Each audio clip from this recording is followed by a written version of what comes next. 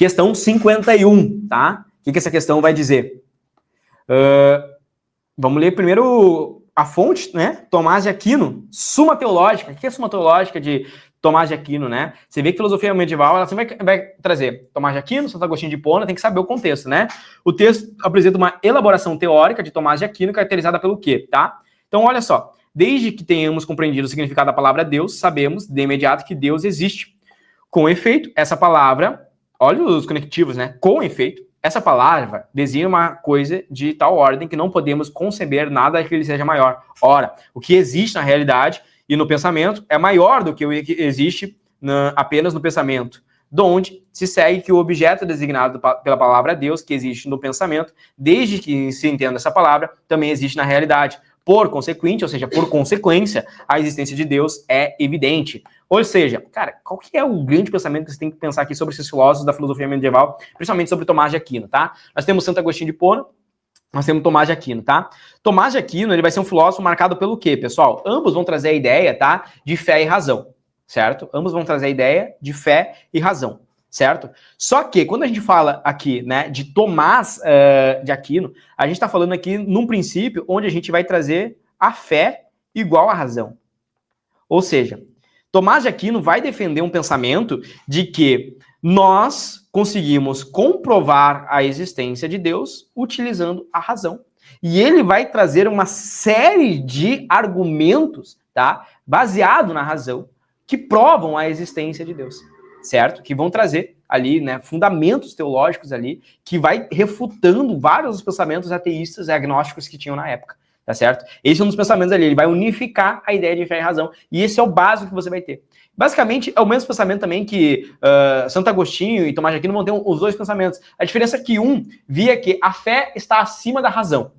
Tá? Então a razão ela não sobrepõe a fé. A fé vem primeiro. A razão é para a gente compreender, né, se Deus permitir, né, nos der a razão, a iluminação, para que a gente possa compreender os planos de Deus, tá certo? Um outro já vai defender o ponto de vista de que a fé e a razão elas estão no mesmo patamar. E a gente vai então comprovar a existência de Deus lá em 5 pontos, né? E aí vai trazendo. Tá? É o básico do básico que você precisa saber. O Enem bate nesse ponto, ele não aprofunda tanto, né? Então não tem como você errar as questões se você lembrar isso, né? Fé e razão, conciliação entre fé e razão, conciliação entre fé e razão, tá certo? O texto apresenta uma elaboração teórica de Tomás de Aquino caracterizada por quê? Reiterar a ortodoxia religiosa contra os heréticos. Tomás de Aquino aqui, ele não tinha um objetivo aqui dentro do primeiro momento de combater as heresias, de ir contra os heréticos, dos movimentos heréticos, dos movimentos contra a igreja, tá certo? Não era isso que ele estava trazendo ali. A ideia de Tomás de Aquino aqui, basicamente, é comprovar a existência de Deus, tá? Comprovar a existência de Deus, certo? Utilizando a razão, a existência de Deus, utilizando a razão, certo? Sustentar racionalmente doutrina alicerçada na fé. A B fica linda, né? Letra C. Explicar as virtudes teologais pela demonstração. Será que é isso que ele está querendo fazer?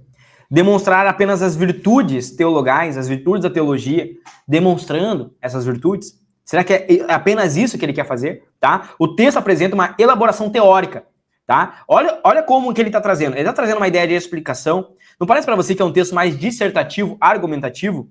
Trazendo até consequência, tá? Ó, com efeito, tá? Com efeito, igual você escreve no parágrafo da redação. Desde o tempo, ele vai trazer um tópico frasal, com efeito, ora, né? Donde, por consequente, trazendo consequências, ou seja, trazendo uma ideia de retórica, de argumentação, tá? Não é um texto apenas expositivo, mas ele vem com uma ideia de argumentação aqui.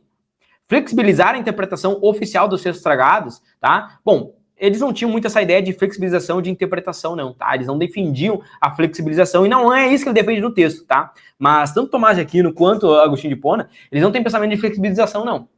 Depois, em contexto de reformas religiosas, tá? Que vai vir pensamentos com Lutero ali de traduzir o texto, e nem tanto ainda de flexibilizar, mas uma ideia de traduzir, com a ideia do protestantismo, que vai vir já uma ideia de flexibilização, de interpretação individual da palavra, interpretação individual da Bíblia, tá certo? Mas aqui eles não tinham muito essa ideia de interpretação, tá?